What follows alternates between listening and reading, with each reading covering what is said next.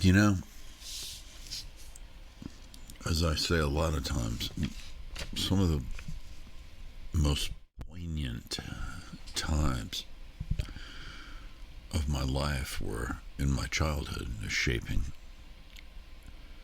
of what you become as an adult, experiences you have.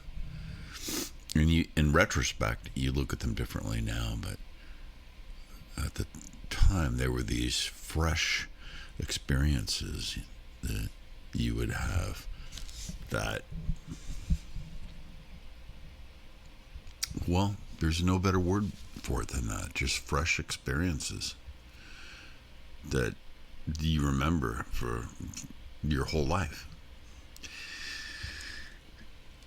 And uh, I, I'll probably reference this a few times, but I had a friend that I grew up with in the very earliest part of my life. I mean, I'm talking kindergarten through till he finally kind of vanished in my 20s. But it was really kind of interesting. And I told this story with my fellow artist friend Ken Ruzick one time when we were rooming together at Tiki Oasis. He found it pretty entertaining, so I thought, well, I guess it's entertaining, so I'll tell it again. My friend, his parents were kind of, they were different. You know how we all, when we were kids, if you go to someone else's house, it smells different. They make different food, so their house smells different. Their parents are a little bit different, and it's always sort of intriguing because you're not used to their style, their traditions, or what have you. But my best friend at that time, when I was about, I'll say this happened when I was about 9. We used to dress up like army men all the time and play these war simulation things, and we would have our plastic army helmets and canteens and everything, and we would go around pretending we were in some war. At the time, Vietnam was going on and at its peak, and we didn't really understand the seriousness of it. But my friend's dad was a World War II Navy guy, burly guy, short but burly, big hanging Navy tattoos on his forearms and a crew cut that he never changed, even though he was now far from being in the Navy anymore. And he could be kind of, how do I phrase it? He could be very direct and strict, and yet at the same time our buddy, so he encouraged us to be boys, what he thought was boys be boys kind of a thing, but at the same time he had certain restrictions to our behavior. So this one time, and I'm going to tell other stories, but about this same scenario of my friend. I hesitate to say his name because, I mean, I don't know. You never know who's comfortable with being talked about, even though I know this guy is not really a social media guy. Let's call him James. So anyway, James and I were we were playing Army and all dressed up and doing our thing, crawling through bushes, and we had plastic machine guns, that kind of made noise, and yet, and we'd also make our own noises with our mouth, like I remember one was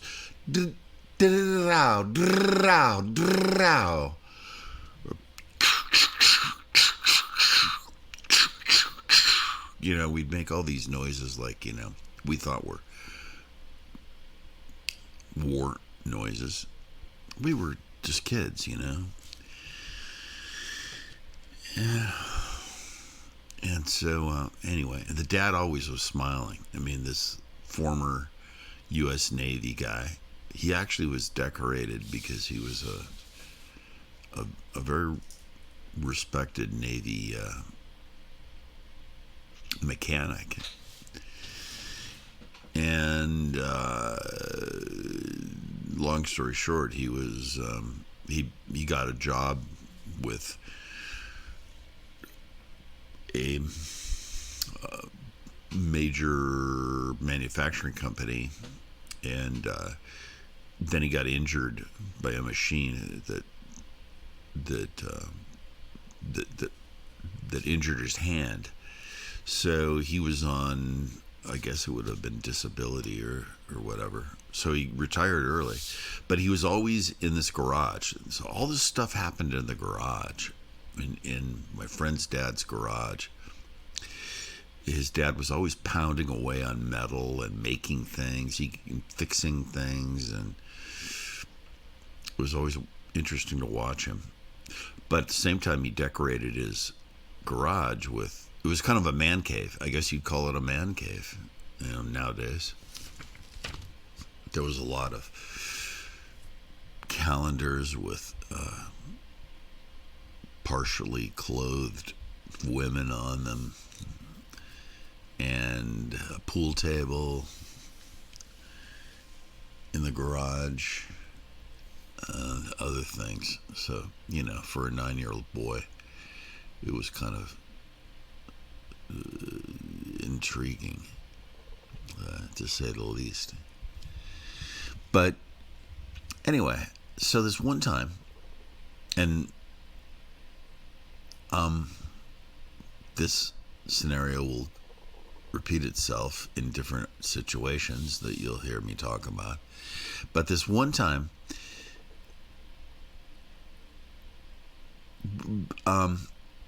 we went and we were playing pool, and there was this old refrigerator he had in the back, and it was filled with beer. He loved Coors beer. And so we're like, hey, we're playing pool, and we're like, my friend goes, hey, Dad, can Tom and I have a beer? I mean, 9 years old, right? You're not supposed to be drinking beer. But he goes, sure. Yeah, go ahead. Have a beer. And so we each grabbed a beer. And I hadn't had beer before. And we popped the top open, and I took my first sip, and it tasted like hell. But I pretended to be an adult and drink this beer while I was playing pool. I thought it was pretty cool. And then his dad also had this monumental stack of Playboy magazines off to the corner. And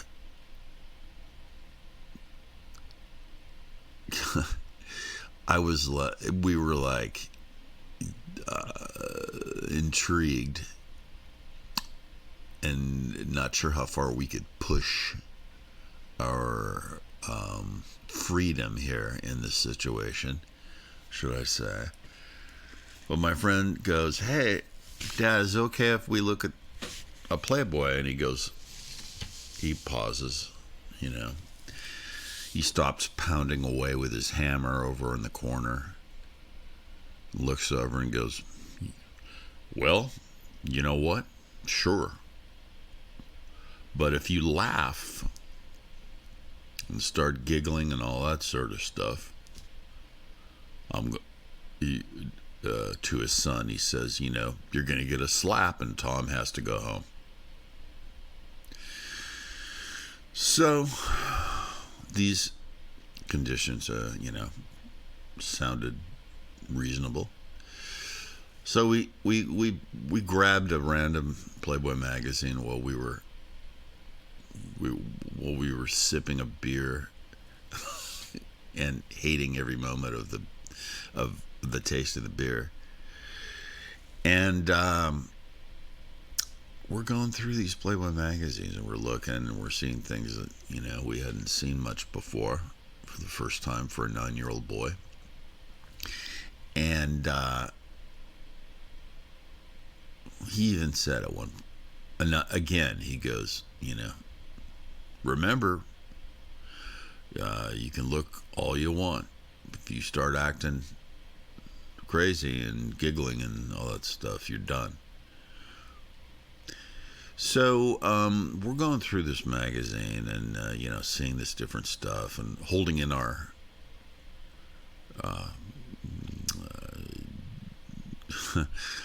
true reactions. And we get to this one picture. I want to say it was probably the fold out, as they called it in the Playboy magazine.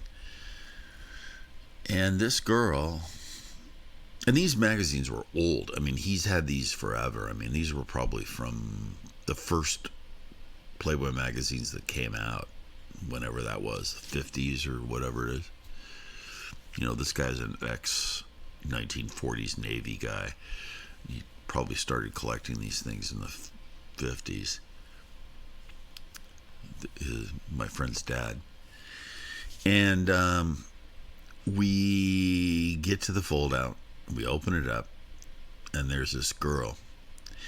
And she's topless and bottomless. But the topless part was her boobs were so pointy. They look like ice cream cone shapes. They were like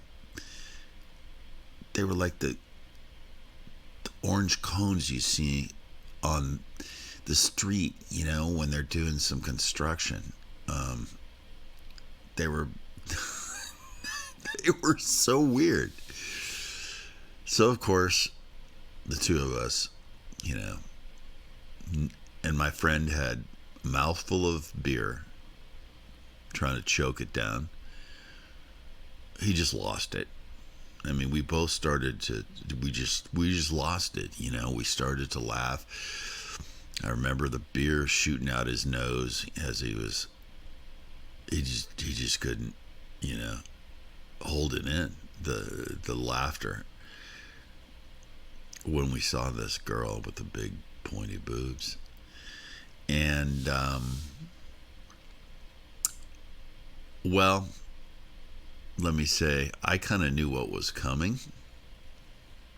I think he did too, because even though we laughed, we could hear the hammer from my friend's dad stop. And he looks over at us, and I don't remember exactly what he said, but I could see by the look on his face he wasn't very happy with the fact that we were starting to giggle, because he already asked us not to do that if he was going to let us do this. That was the rule, no giggling. And So I see him starting to head our way. I was like, oh, God, I know what's coming. So, of course, grabbed the magazine, tore it out of our hands, and gave my friend a decent slap on the side of the face, which he threatened. He was a slapper. So, you know, he used to say, to my friend, you're going to get slapped and Tom has to go home. And so before he even told me to go home, I had already collected my army gear, my play army gear, put my helmet on, and got ready to leave the situation and walk back to my house.